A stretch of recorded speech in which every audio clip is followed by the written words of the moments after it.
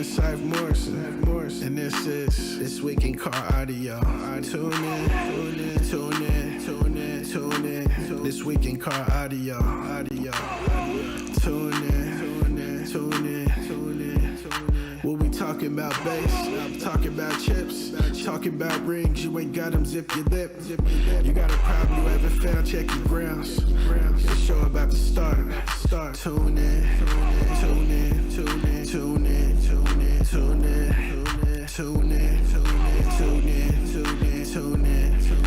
This Week in Car Audio. Yeah. Tune in. This Week in Car Audio.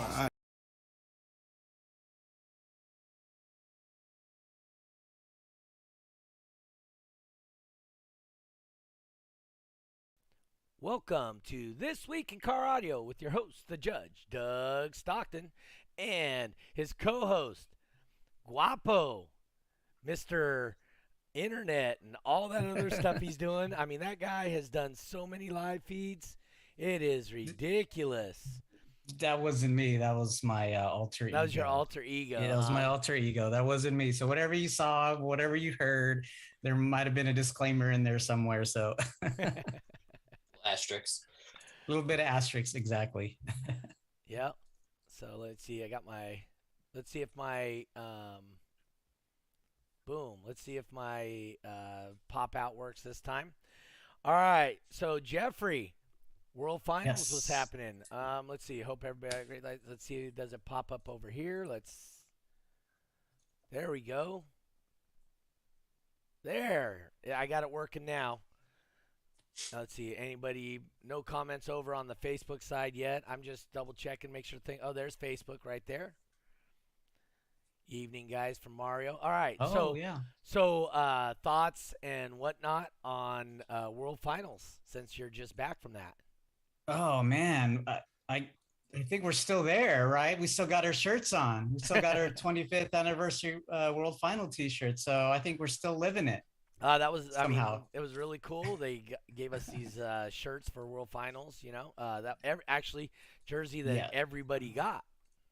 Right. Not only they gave it to the judges, but it was included in the swag bag. I know some of you guys had just purchased like the swag bag that got you all the goodies. This is the shirt that came with it. And I think Solis is still selling these shirts on DB Drag, right? On dbdrag.com shop. Yep. And yeah, like I don't or so, but I think they were 50. They were 30 or 50. I don't remember. And for you guys that weren't there, definitely you should be having FOMO. Man, they did miss out. The competitor party was off the hook.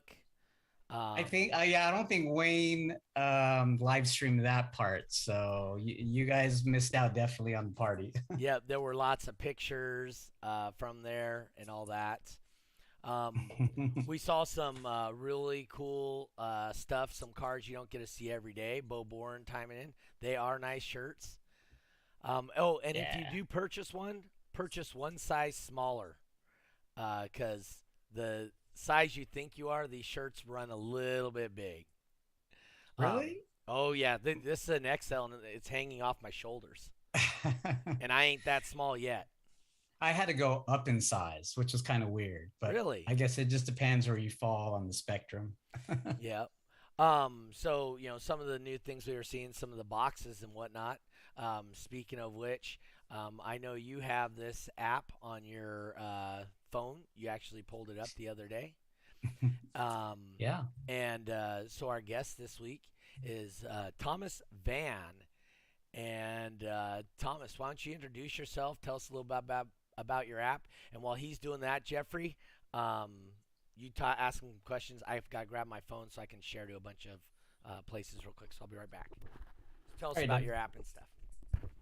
All right. Well, thanks for having me on, guys. Now, Guy, I honestly haven't heard of the podcast until I was tagged a couple weeks ago, and then I started tuning in. It's pretty neat. See what you guys do here.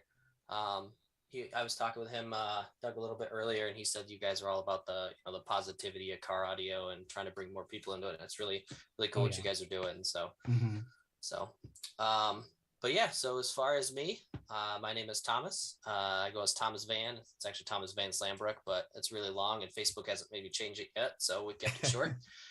And I am the developer. Wait. So it's Thomas Van Slam. Yep, Thomas Van Slam. Thomas Van Slam. Thomas Van Slam. I think I like that better than just Thomas Van. I like Thomas Van Slam. It's kind of a cool name, huh? You have to change it, especially for a stereo guy. Yeah, It's like perfect. In college, someone told me I should be a hockey player with that last name, the Van Slambrook. Should be on the back of the jersey. All right, so go ahead, continue. Sorry about that. No, you're good. So yep, I made the Ultimate Car Audio app. I started it, I think back in like 2015 is when I first released a free version of it.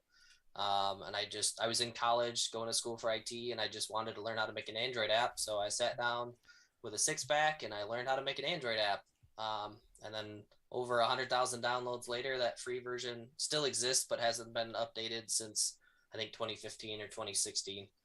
But I have a paid version now for it's $1.99 now on both iOS and Android. And the only reason I went to pay for it is because Apple makes me pay an annual subscription just to be a developer. So because of you Apple users, now everybody has to pay. But it's that expensive $1.99. It is. You'd be surprised the amount of people who complain about it. I get emails probably at least once a week, someone saying, I bought this on an old phone, it didn't transfer. Can you send it to me? Or I used it, didn't do what I wanted to. I want a refund. I've had a lot of people. I ended up seeing like, oh, I've got the APK for it. If you want, I can send it to you. Like trying to like basically bootleg the app. Like, dude, it's $1.99. You're running a 2,500 watt amplifier, but that $1.99 is gonna kill you. Yeah. I'll PayPal you if you really want me to. So I'm just saying that's the same thing he told me. He goes, well, before so you can understand and look at the app before we do the podcast. He goes, why don't you download it, and if you need the money back, I'll PayPal you the $1.99. It's a free trial, right? Or not a paid trial. A paid trial. Yeah. Paid trial. So and the idea for me personally was he goes, is that way you understand the app before we do the podcast? And I told him, I says, well, I actually explained to him today, I didn't want to know and understand the app prior to the podcast, because this way I could ask questions that would pertain to somebody that doesn't know it or doesn't understand it. And because of that, maybe, it give me a different perspective of maybe some of our users or our watchers that haven't used it. And it may pop questions that I would think would be common knowledge to somebody that would use it, but one of our viewers might not have, might not have that, or might have that same question. Sure. So, I'm like I said, I had to go get my phone. Did I miss anything? I heard you were in college and you did an app. As a matter of fact, I took computer programming as my foreign language in college. Cool. Also. What language in programming? We did C++. Gotcha. Oh, JavaScript. Sorry, JavaScript, which gotcha. Is based in C++. So anyway, so I built a poker program with characters and everything. I mean, it looks very similar to what you like if you go on to Zynga Poker. It looked very, very similar to that. And this is a freshman, sophomore level class, and so I turned it in. That was my final, and the teacher goes, "Yeah, you didn't design this." I said, "Yeah, I know." She goes, "Who designed it for you?" And I have a friend of mine. People texting me, calling me. Anyway, I had a friend of mine. He works for not EA Sports. What's the other one? There's another big one. It's in the game. Huh? I said it's in the game. You know what? It might be. He worked for EA Sports at the time, and he was a developer. And I told him what I was doing, and I sent him my code, and he goes, "I'm gonna fix that," and he sent me back all the graphics. Project. well, he kept my code in it, The logic was my code, which was Gotcha. essentially what the final was the logic. But he added in, being that he worked for EA, he already had the code written for the graphics, the people, all that stuff was already written. So he just cut and pasted it and threw it in and then sent it back to me. And so, yeah, so I failed my final for plagiarism. Plagiarism. Yeah.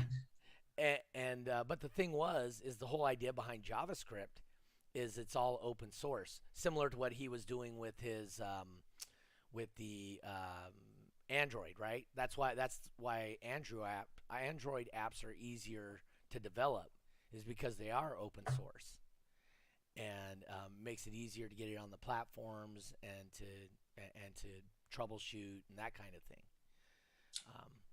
Well, Apple makes things more complicated in general with everything. They do. So with Android, it's $25 and you have a lifetime license, and you can be a developer, make anything you want, or you could have an APK, send it to someone.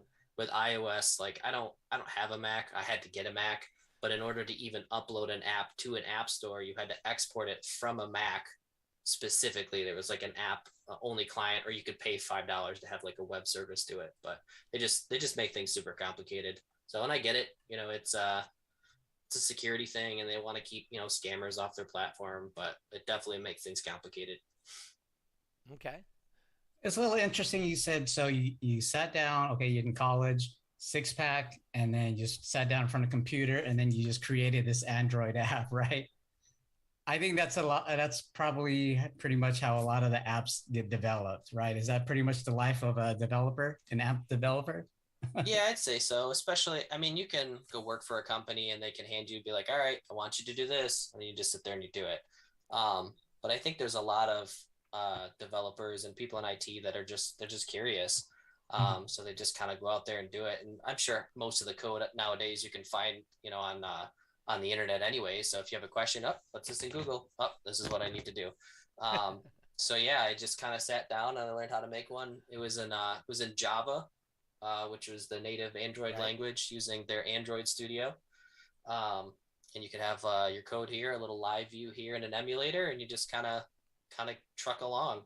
And so yeah, I did that first version. It was pretty simple.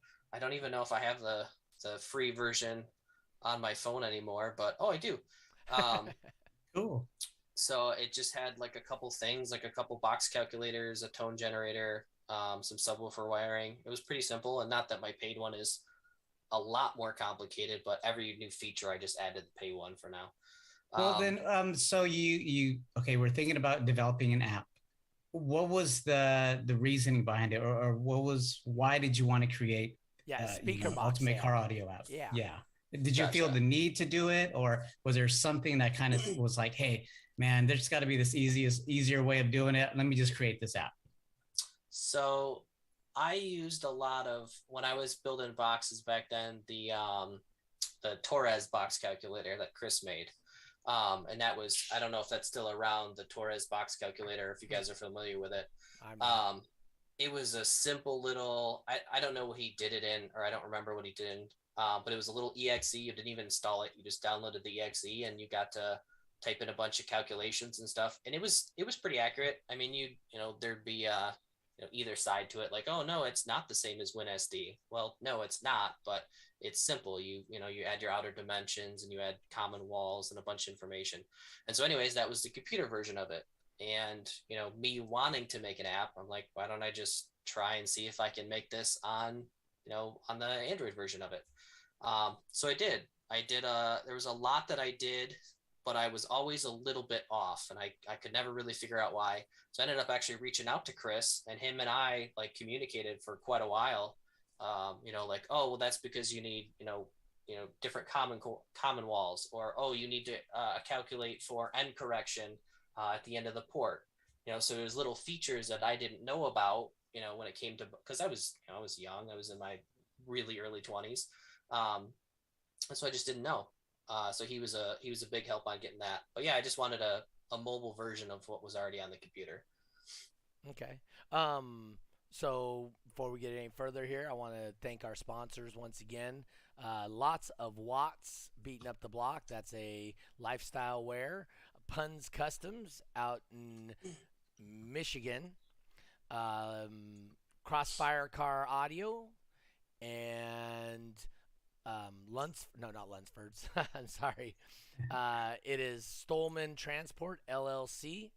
So if you guys, once again, if you guys have the opportunity to support the people who support the podcast, please support them. Just want to get back to that. So speaking of which, so is your box building program ad free and all that too? Yes, it currently is. So the free one, like I said, I haven't updated it since 2015. Mhm. I'm honestly thinking about taking the paid one, making it free, and just adding ads. Okay. Just because there are people who don't want to pay $1.99, but they will sit through an ad. So I mean, if that's your if that's your prerogative, I guess go for it. So I am working on that, but I'm actually redoing the whole app because the framework I was using was discontinued. Oh, So okay. I'm doing it in a whole new framework, and so it just takes time. Okay. So, I am familiar with Basebox Pro 6. Okay. So that's what I use to build boxes. And if you don't understand numbers, that program's worthless because it doesn't spit out anything but numbers. Right. So it gives you graphs and numbers. And if you cannot follow and understand those, that program's absolutely worthless to you. What then you got TermLab on the other hand, you put in dimensions and whatnot like that, and it actually spits out. You need one piece at 12 inches by 12 inches. You need a second piece at 14 by 62. So it actually spits out a cut sheet for you. And then this is piece A. Piece A ties into piece C. You know, so it does that whole thing. Actually, Tiffany Paris out in Barbados, she said she just downloaded it on her Apple. Hey, thanks. Oh, that's cool. Let me know what you think. Yeah. So where does yours fit within that spectrum? So when I was talking with you before the show, you were saying like one of the things you're trying to do is like bring more people into the car audio scene and make it more, kind of user friendly for new people. Mm-hmm. And I'd say that that's a lot of what my app is geared toward. My app currently isn't going to compete with, the Basebox Pro or the WinSD where you can get like, graphs and all these, stuff like that. So my app is simple. You put in your width, your height, the depth of the box. If you want to get more complicated, you could add extra baffles. You could add thickness of all of the wood, number of subs, the cutout diameter, because that includes stuff. Mm-hmm. But if you want to just keep it simple, you just box width, height, depth, your port dimensions, and then it gives you some figures.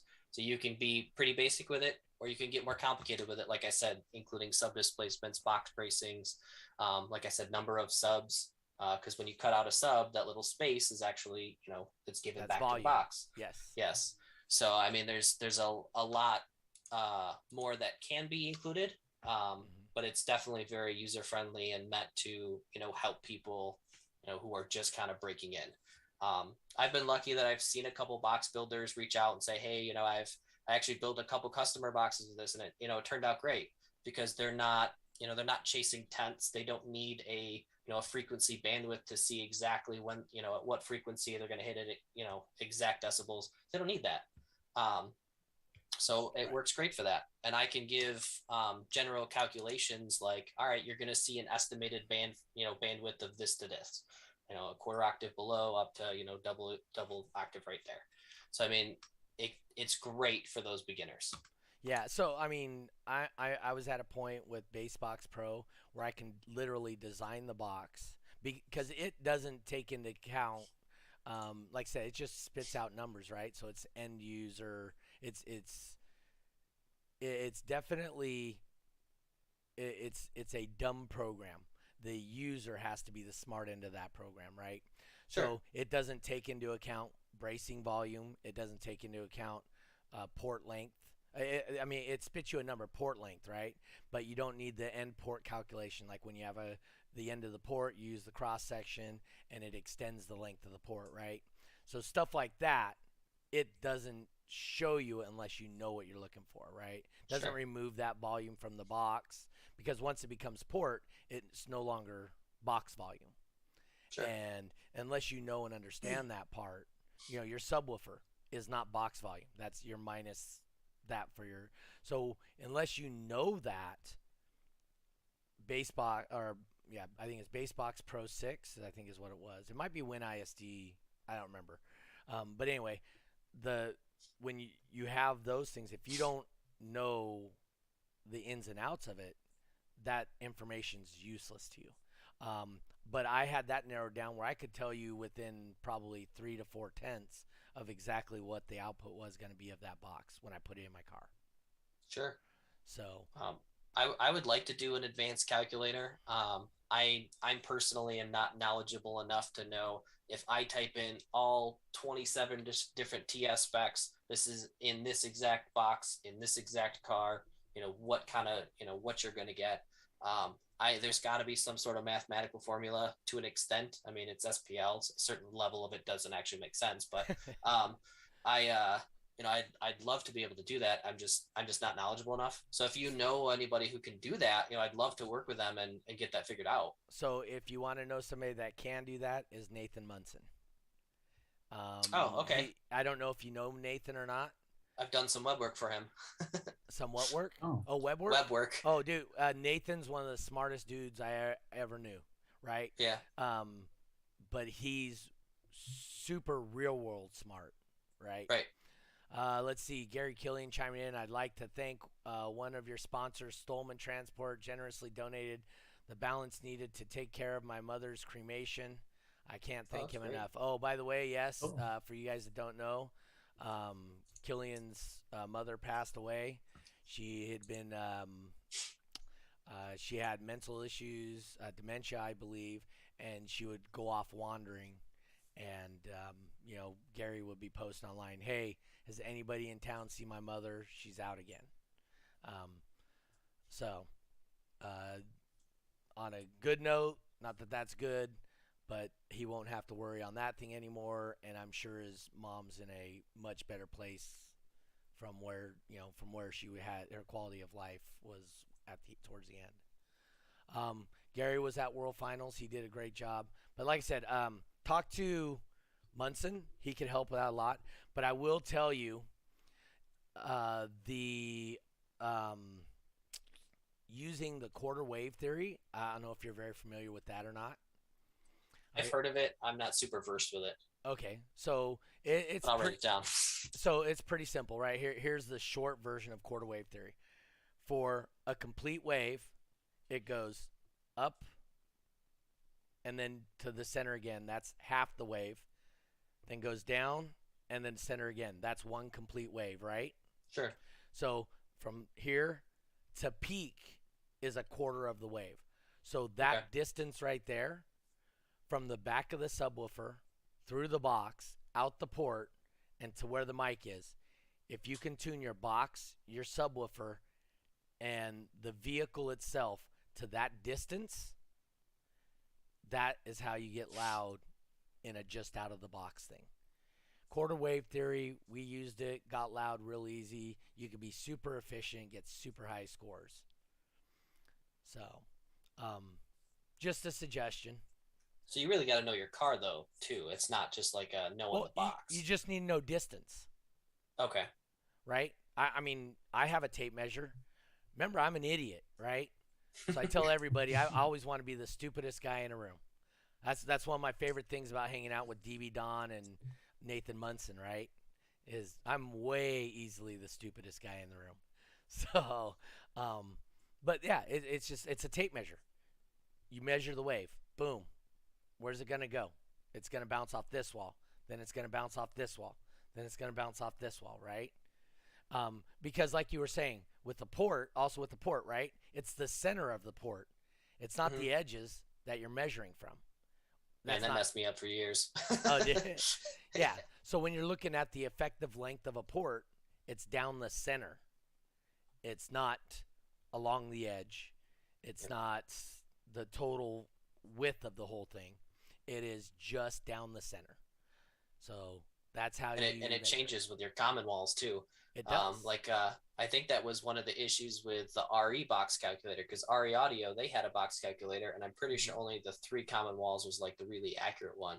Once you got into the 3 and the 2, you didn't really, you saw a lot of discrepancies. So learning that, the port splits in the back, well, now you've got to, change your length and everything too. Right.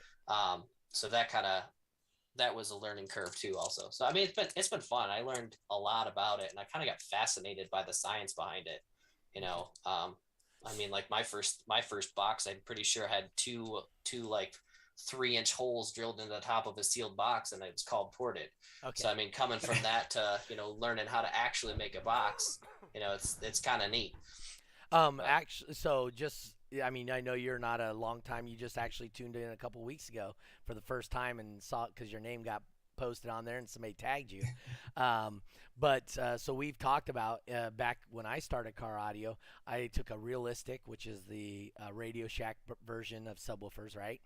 And I took a realistic. I literally made a wedge that the subwoofer barely fit into. I mean, it was just bigger than the sub, and it was like 2 inches on top and the exact I needed on the bottom. So when I put the subwoofer in, the motor didn't hit the back of the box. Okay, so that's how big it was.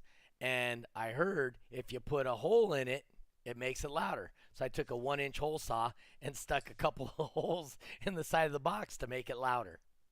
And that was, that's what I learned. That's not exactly how a port works. It shakes my mirror now. It's pretty cool.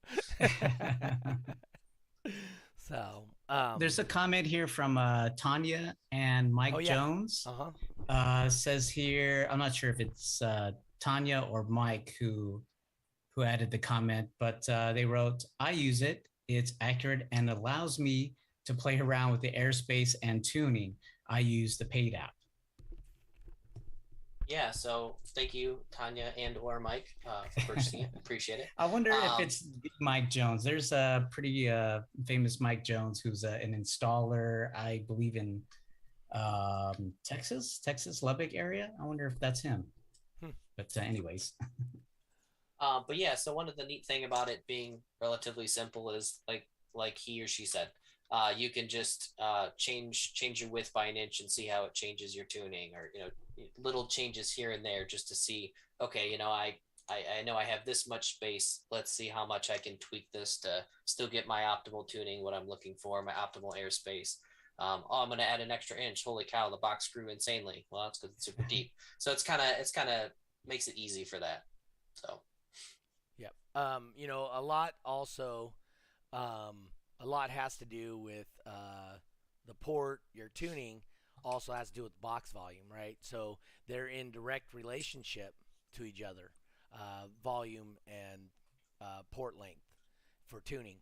So like you were saying, when you add that 1 inch, you might have to add a proportional amount of box. So you might have went from 2.3 cubes from an outside dimension to like 2.6 to make up for that extra inch width of port.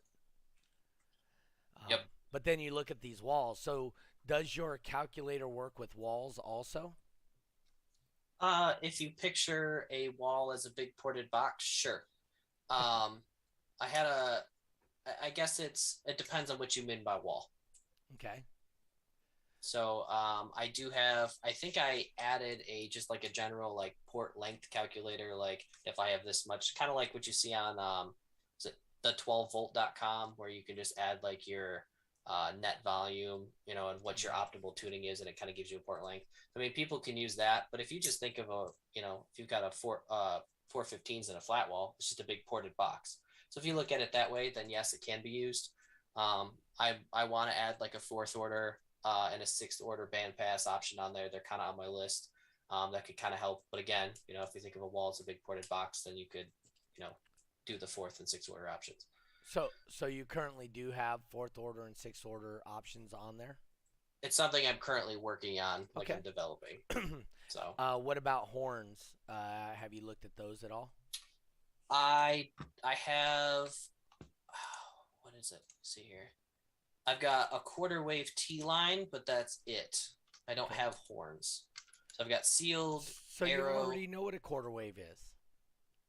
I guess I didn't know the science of it like you Oh. described. Okay. So I know how to do math and how to program. So some of the actual audio science behind it kind of fills in the gaps as I go. Okay. Um, yeah. So I mean, that's the whole theory. Is you're tuning the port to match the length of the wave, right? That's what a Okay. T line is. That's a transmission line. So um, we've had John Nolte. Are you familiar with John Nolte? Yep.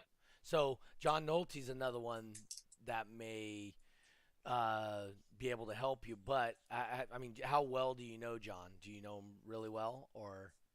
Um, I mean, I probably know him much like a lot of people through Facebook. That's pretty much it. Maybe Okay. not on a more So personal level, but so John is a very particular person. Is a good way to say it. Um, he he's very unique, and when he grabs onto something, though, I mean, he's all in on it.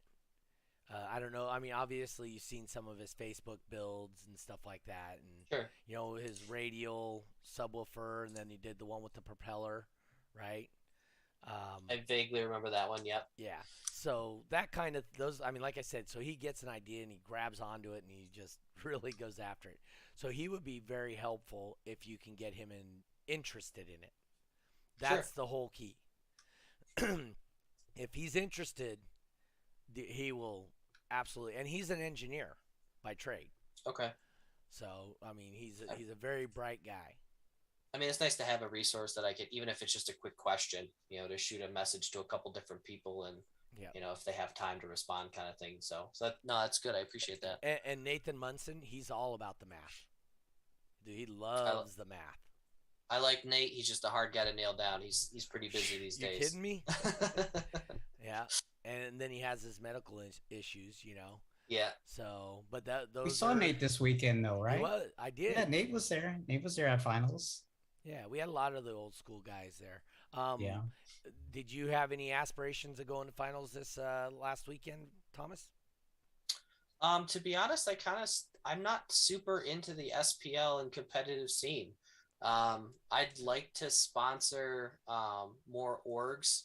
Like I think I sponsored Mecca for a while, but then I just kind of fell out of it. But between the Ultimate Car Audio app and then my actual like audio business, it'd be nice to get more involved. It's just everything takes time and it's limited. Okay. So we've talked about the app.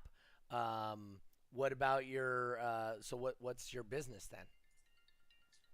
So I have, I guess, 4 LLC businesses. Another call from during the middle of my podcast. I mean, you can answer that if you want. It might be Nope. might be bad for you if you don't. No. Yeah. Did that just say the wife? Yes, on it there? did. Oh, okay. Yeah. So I've got a couple businesses.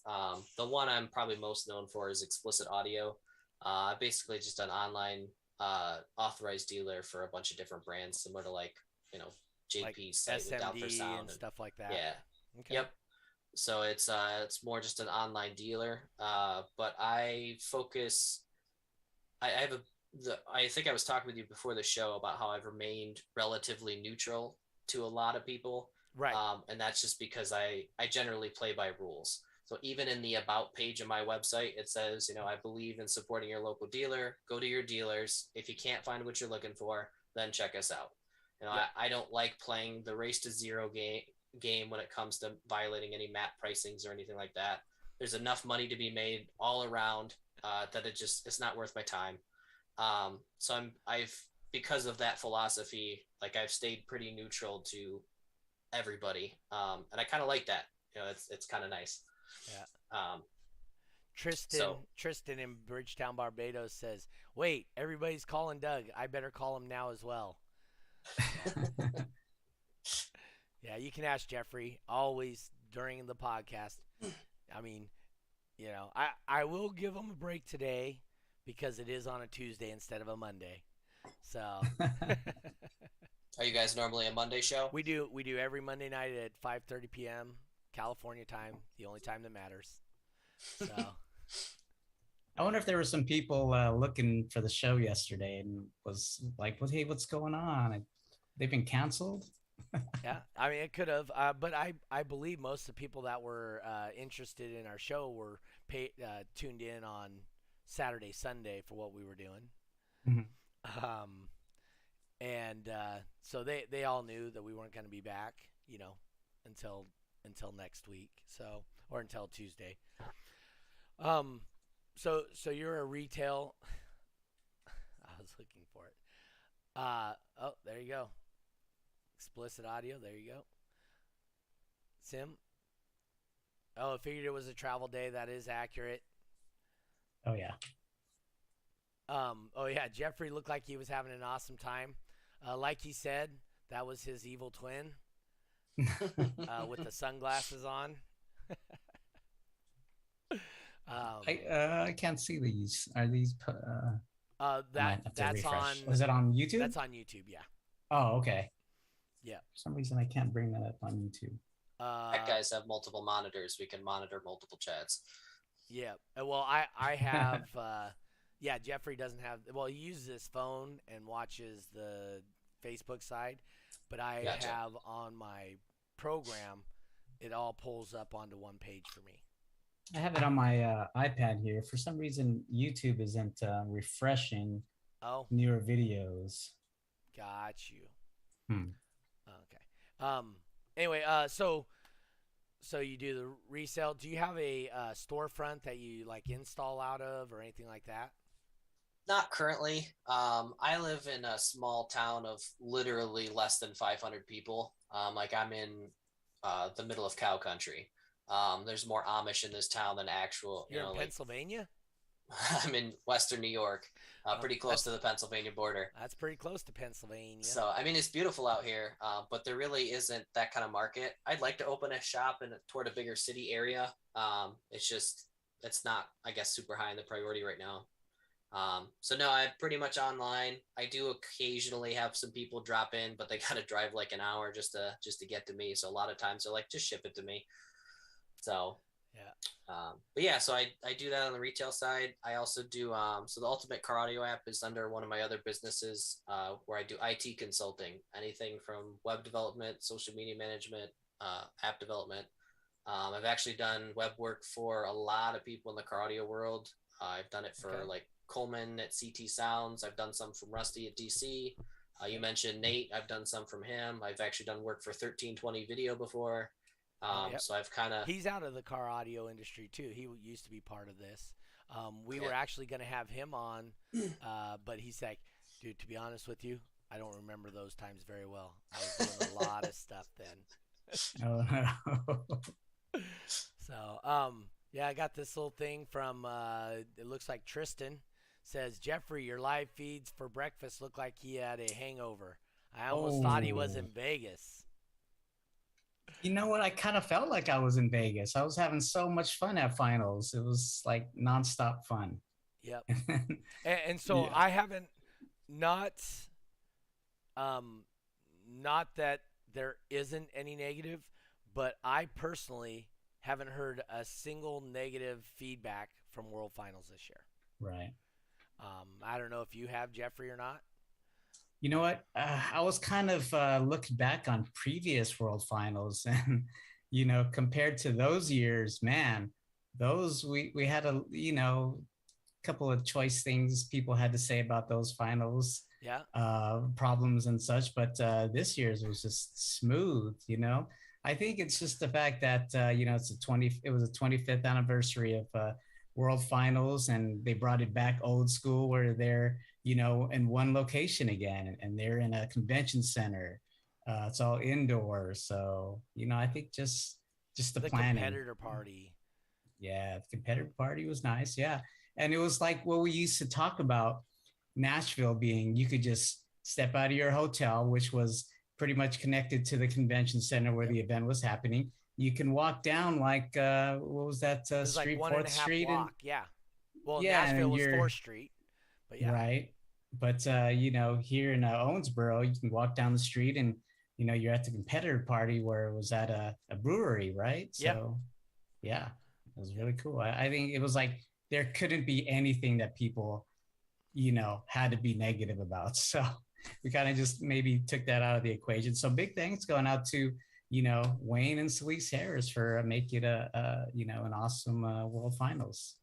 Yeah, that was cool. I mean, so um, so your app would be actually really good for a lot of our like for a shop.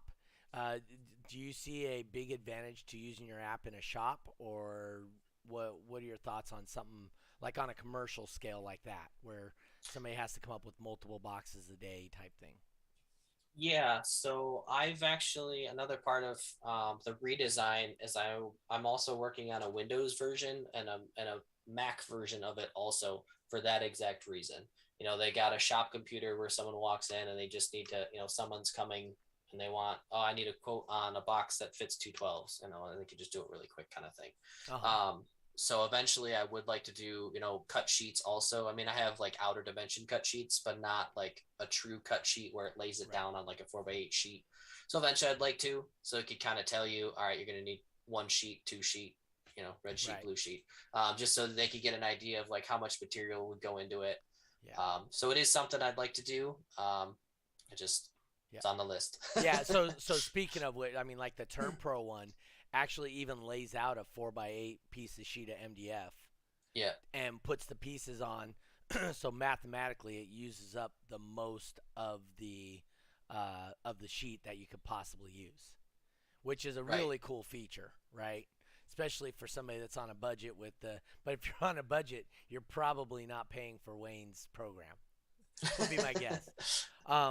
I'd like to make a suggestion to you. There is a bowling app called The Paddock, Paddock, and that guy actually developed that for bowling, and he put it on his iPad, and the customer will come in and literally use that, and they would design the layout of where the ball was going to be laid out, and the pro shop owner can just take it, look at it, put the measurements on the bowling ball, and cut it, instead of sitting there and discussing. Not that it's bad for them to discuss, but like some of these pro shops, they when they're talking to a customer, they make $0, and at least out where I live, so a lot of these pro shops will have 10, 12 balls they got to drill. Well, each one of those balls represents $75 for them. So when they're talking to a customer, they're not making that $75 that's sitting right Sure. there. And so they can say, customer, hey, here's the iPad. They have it set up, and they go, all right, I want a ball that does this, and they put that in the program, and it says, if that's what you want the ball to do, this is how you lay it out, and this is the type of ball you need. And then he can turn the app over, and he goes, all right, I need a ball with an RG of this, which is their bowling numbers of they weigh the bowling balls. I need an RG with a cover stock, and boom, and he picks up the ball, puts it on there, and it literally removes an hour of time with the customer. So he could drill 2 to 3 bowling balls, making 100 at one time. He's making what's that, $100 or $210, and the customer gets to decide exactly what they want, and they can take that and they can tweak the layout, and it shows them on a lane what the ball's going to do. So that's like I think a direction kind of you can go with a shop. Like you can say, hey, windy possibly, because you got to gear it towards your average person, right? Sure. So you got to say, this is a windy design, this is a loud design. Break it down into categories like that would be my Okay. guess. Does that make sense, So Jeffrey, to you too? So I think so. I mean, you could always give it a shot and see how people like it and Yeah. work it out. So if I'm understanding correctly, basically what you're saying, customer types in, all right, I want it to be these dimensions for 212s or something, and it Right. gives them a couple different options. Correct. So I think the big problem you're going to see there is that would require the customer to measure their trunk, which I think a lot of times the customer isn't going to do. They're going to walk into a shop, and they're gonna be like, I got this car, I got a Honda Civic, and I want to put 212s in that blows out my back window. And so I think a lot of the there isn't a whole lot of interaction, I guess, revolving around the box design. The customer just says, I want 212s on a 5,000 watt amp, and I have $200 to do it, and plus I want a custom box. And so I feel like that's more the interaction that's going to occur. That's most of the stereo shops is exactly that. All right, I want to be the loudest guy in town. I got $250. Go. That's Yeah. pretty much $100 more than what I've probably heard. Right. So I mean, it's a neat idea, and it's something I can play with, making, I guess, like a front end thing. But you're almost talking about like having a web form instead of having these websites. Like have a contact form. They're saying, on the contact form saying I have 212s, this. But I'm not so sure it would pertain to the box itself. Okay. Or to the app itself, excuse me. But it's something I can look at. I wrote the paddock down so I can at least take a look at the app and kind of see what they have. Yeah. And I can kind of brainstorm. Yeah, I mean, it's always good to look at somebody else's work just so you. Sure. Not that I mean, it's a totally different range of stuff that it is, but it's that particular app is about math and getting results, and that's essentially what you're doing, right? That when you break it down to its bare roots, you're using math to get the results you want. So, and for people that don't know, the FS, the VAS, super important numbers for box design. The QTS, right? That's another one. So if there's a handful of numbers you gotta have for your subwoofers, and if you don't have those numbers, it makes it really difficult to design a box. So that's probably something you learned when you were doing this too, right? Yeah, I have those figures actually as an option on my sealed box calculator. I've got the FS, the VAS, and the QTC of it. So it kind of calculates that kind of stuff on the sealed box calc. Yeah. So does yours give a relative SPL too, or like you were saying, WinISD has the graphs, and the Basebox Pro, they have the graph that shows you the SPL. Does yours do something similar, or? Mine just gives a estimated bandwidth. So at 1 watt. Just in within 3 dB. So if you say I'm tuning it 32 hertz, it's what, a quarter octave below and double the frequency above is just a general estimated bandwidth. So again, I'm not WinSD or Basebox Pro level accuracy here. It's to give them a general idea. So and that's kind of what I went for, as opposed to the accuracy I think that you're asking about. Okay. No, that, I mean, it is ultimately, it's still just an app, right? Sure. So there is going to be a learning curve for it, but it is going to help you in coming up with at least a general design. Like I think that one person said, you can play around with port lengths, port widths, and what the volume does. And that's really important, because if you understand what your total space is, I thought you said it, if you give it space constraints, it'll work within those spaces, right? Yeah, so you put in external dimensions. Right. So, yep, I got 36 inches by 14 inches by 20 inches. The wood, like I set defaults already, so you don't have to add wood thickness. It's just set to 3/4 inch. Got you. It's set to, same with baffle, but I separated them too. So like if you have 2 baffles, you can have that listed there. So, so if somebody says I want this and this and this, and they need a box that's 4 inches bigger than their space, does it have like the rolling, crying face, laughing heads on it or something, or it says no. DNE or what? Nothing like that. I have some, so like I have a port area figure on there. So like 12 inches, 12 square inches. I have it set so if you're in a ported enclosure, a slot port enclosure, if it's under 8 or if it's over I believe 18, it turns red, just to let you know like you're kind of outside what you're looking for. That's what WinISD and Basebox does that also. Yep. So and then with Arrow, I think I have it set like 6 on the low end, and I want to say 16. I can't remember what it is on the high end. Just because if you've got this tiny port in this massive box, like it's gonna sound like crap. Right. So So do you have it broke out arrow port, round port, slot port, yep. So I have slot port with a bend, or how do you have that in there?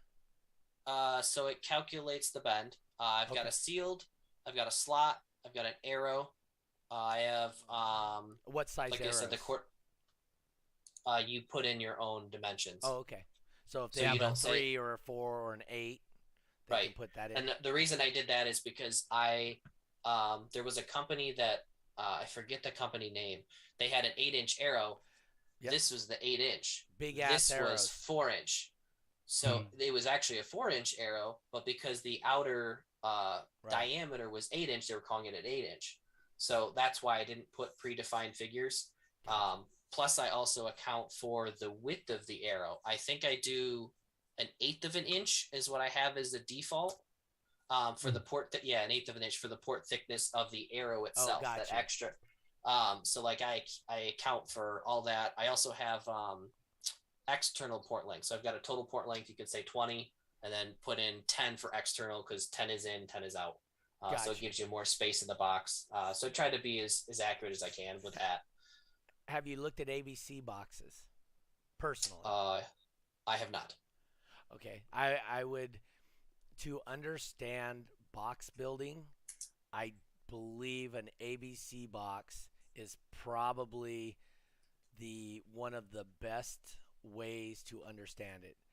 So, because what it is it has 3 chambers in the box. It's essentially a 6th order box, but you tune each chamber with different length ports. So it's actually a really cool box design, except for they get really huge.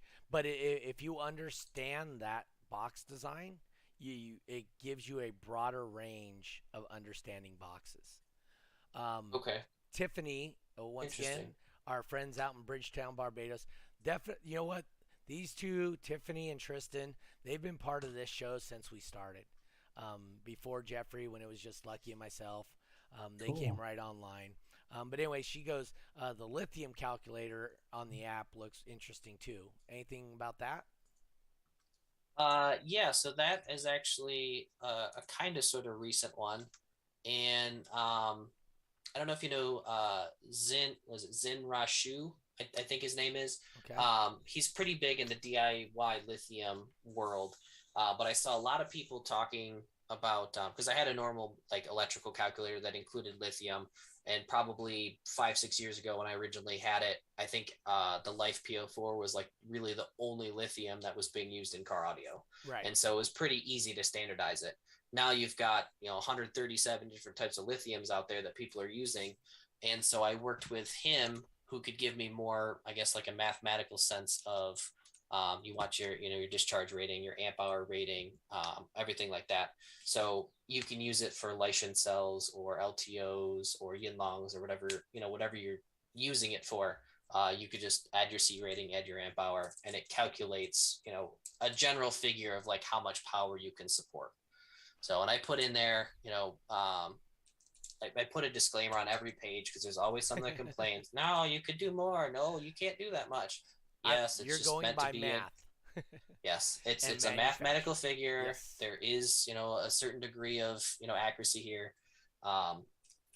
So yeah, the other thing I have on all the power calculators is amplifier efficiency.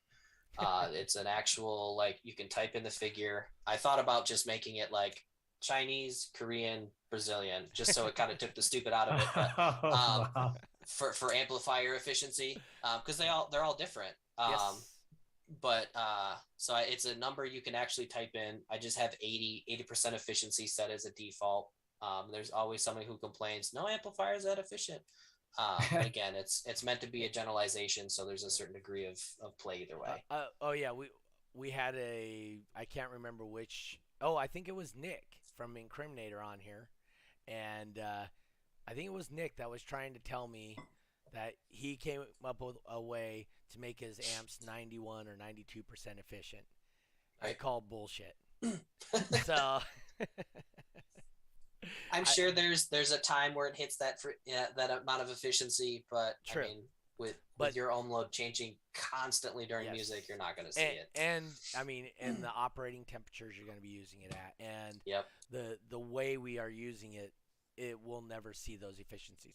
Hell yeah, Right. to put 32 ohms on it, put it in a sealed box, you know, and let it wang and play a single tone. Yeah, you might see that efficiency, Right. but not in the environments that we do as insane competitors. And I will tell you, I did not realize you had the lithium on there, but I think in my opinion right now, the way car audio is going, that's your gold mine on that. I think that will sell more people on it than the box building part.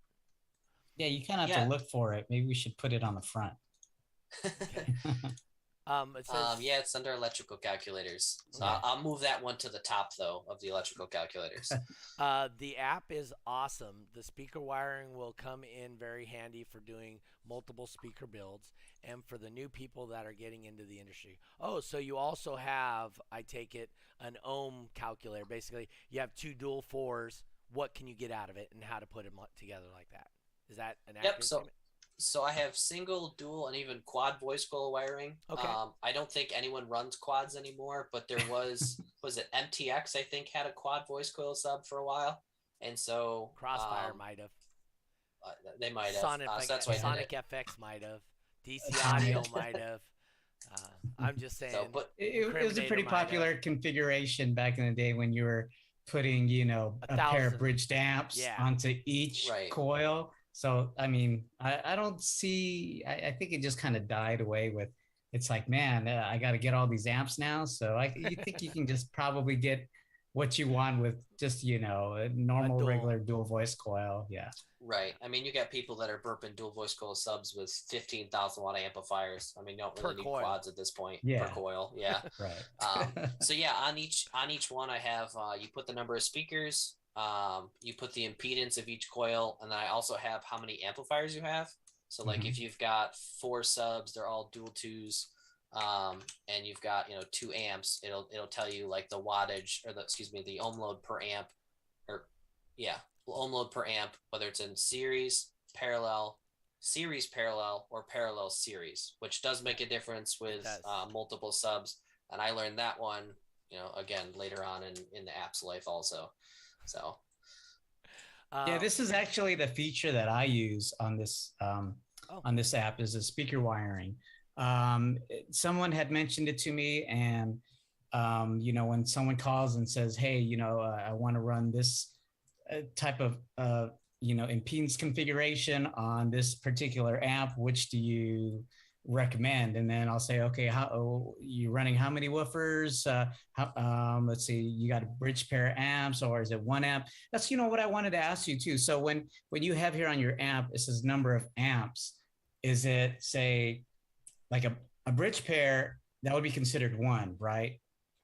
Yes. Amplifiers. Okay, so it wouldn't technically. Well, I guess it could if you unbridged it and then just kind of went to each amp. But yeah, this is really simple and easy to use. When people would call, I'd pull out the app, punch in the numbers, and we mess with the impedance of the coil, 2, 4, 1, 0.7, 0.5, or whatever it is, and then it automatically spits out the calculations here, which, a lot of times I'm just looking for a number that's going to match the amplifier, and, that it's not going to be too high or too low. So definitely. And I like how you use a little bit of your humor in this this app. So like you were saying, there's an option here for a quad voice coil wiring. It even says here, quad 1, quad 4, who even runs these? So it's definitely eye-catching, and it's kind of cool for the user.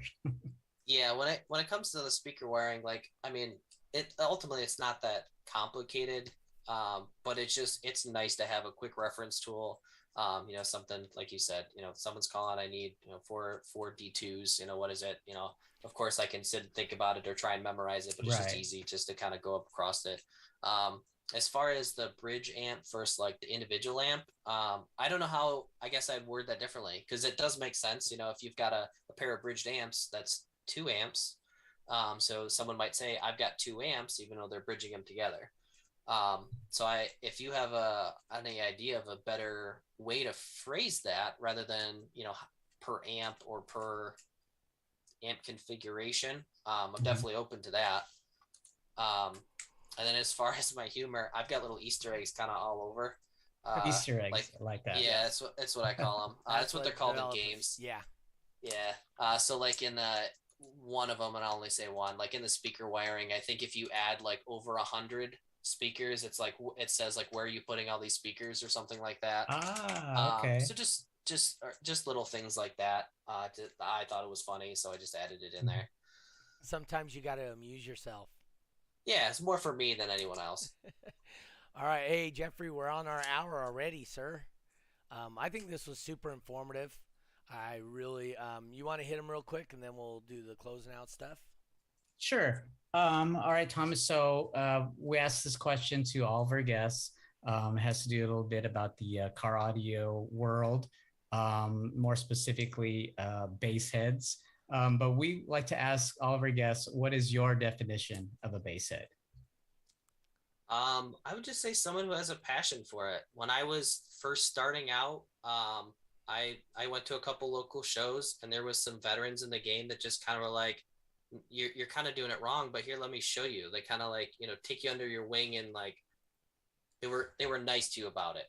And so if you just have a passion for it, I think that makes you a bass head. And if you can find a group of people that share that same passion, and they don't talk down to you if you do something wrong. They're here to educate you. Like it's an incredible community to be a part of.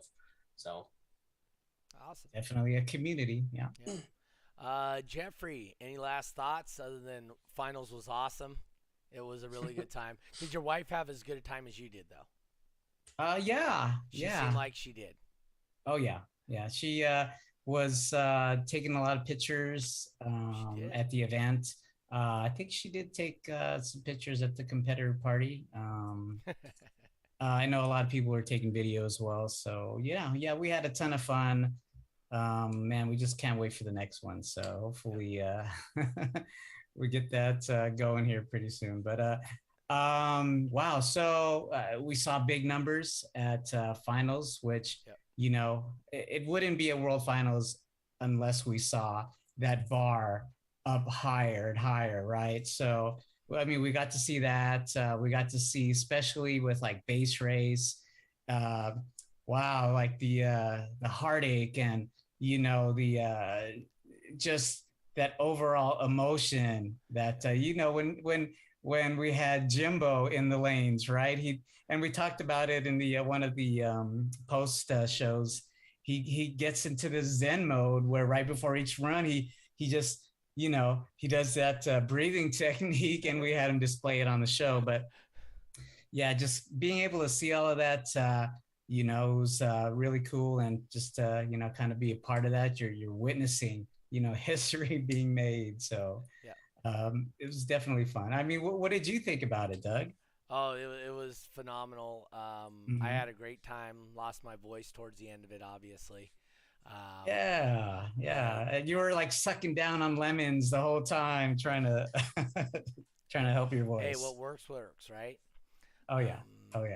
But the other thing too is, it was awesome. Once again, like I said, the raising the bar, the loudest score ever recorded on the meters. That's right. His first score was the loudest score recorded at a certified event, and then he backed it up with the loudest score period, right? So RP did that. Speaking of which, I invited RP onto the show for next week. He gave me a winky face, and I'm not his girlfriend. So hopefully that means yes. I asked him to clarify, and he hasn't responded yet. So we may have the loudest vehicle on Earth on the show next week, which would be awesome. Tiffany Paris mentioned she loved the jackets. So That was another cool part of the did, event. did you as post well. a picture of the judge's jacket? I don't know if they saw the judge's jackets. I did do a live video when Wayne was actually presenting that the jacket. Well, you weren't there because you were still at work or something, right? On that Friday, but that Friday night Oh, I saw before we your kind of video of it. Yeah, that's right. yeah, I did a live video before we kind of kicked things off with the pre-judging. Yep. Wayne kind of called us. We were in a little huddle, and then to our surprise, he comes out with these awesome leather jackets. That on the back of the jacket it says just like the logo here, 25th World Finals, and we're just kind of floored. So each person got their jacket and we got to try it on, and Right. you should check out the video. It was a pretty fun time. It was pretty good. And Moses is going to be jealous there, right over your right shoulder there. What you got having going on there? Oh, is he going to be jealous? Yeah, He said he's he going to is. be there. He Oh, said he'll be at both of them. both of them. He's driving to Texas, is he? We'll see. We'll see. It might have been some outside influence talking for him, but yeah. So over my right shoulder here, got two events already on the calendar. Man, these guys don't play around. As finals was just done. This is supposed to be like the downtime, right? Yeah, this I think when I was decompression time. decompression time. That's when I was competing back in the day. I went into hibernation after finals and didn't come out till Forbidden Fantasy when you threw the show back in March. So, Right. but not these guys. Crossfire Car Audio, Team Girl Hertz, Team 619. Man, they're just wanting to get the show's going again. It's never too early to get points, and with how the show is structured and everything, everybody wants their points. As we were a witness to at finals, Moses and Julius going back and forth, getting the points champions in those formats that they were competing in. So it's just being able to give back to the competitors and have these shows for them to kind of one up each other. Yep, that's awesome. But definitely check it out on dbdragracing.com. I talked a little bit about it, but for full details and stuff, check it out on dbdragracing.com. All right, and me, I got a wedding, I got bowling. So the month of October, I'm flying all over the country, so I have no spare time for shows. Come November, my wife's birthday, after her birthday, I may start putting on a couple of shows because, we're here in sunny California, so we don't have weather as an issue similar to Texas. You have your hurricane season, but I'm in New York. What are you talking about weather? no, we don't have it. Unlike You guys It's just easy have- to snow and it's called a Tuesday. Oh.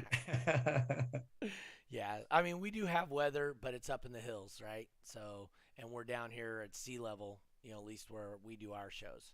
So, but other than that, yeah, we just got things going. Kind of decompressing from World Finals.